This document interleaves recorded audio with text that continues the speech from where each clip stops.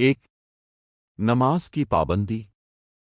نبی کریم نے فرمایا، جو شخص اپنی نمازوں کی حفاظت کرتا ہے قیامت کے دن اس کے لیے نور، دلیل اور نجات ہے۔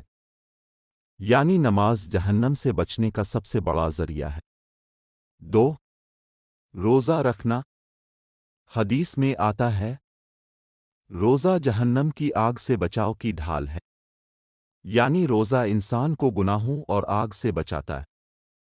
3 صدقہ و خیرات دینا۔ نبی کریم نے فرمایا، صدقہ گناہوں کو ایسے بجھا دیتا ہے جیسے پانی آگ کو بجھاتا ہے۔ یعنی تھوڑا سا بھی خرچ کرنا، چاہے کھانا دینا ہو، کپڑا دینا ہو یا کسی کی مدد کرنا، جہنم سے بچاؤ کا ذریعہ ہے۔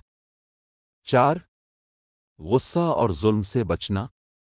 نبی اکرم نے فرمایا، جو شخص غصے کے وقت خود پر قابو پالے، اللہ تعالیٰ قیامت کے دن سب کے سامنے اسے بلائے گا اور جنت میں جس حور کو چاہے گا اس سے نکاح کروائے گا۔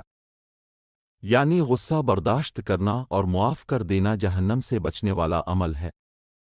5 جہنم سے بچنے کی دعا کرنا۔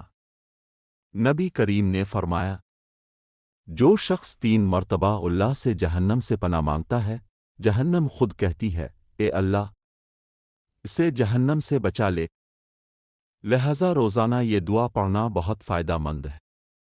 اے اللہ، مجھے جہنم کی آگ سے بچا لے۔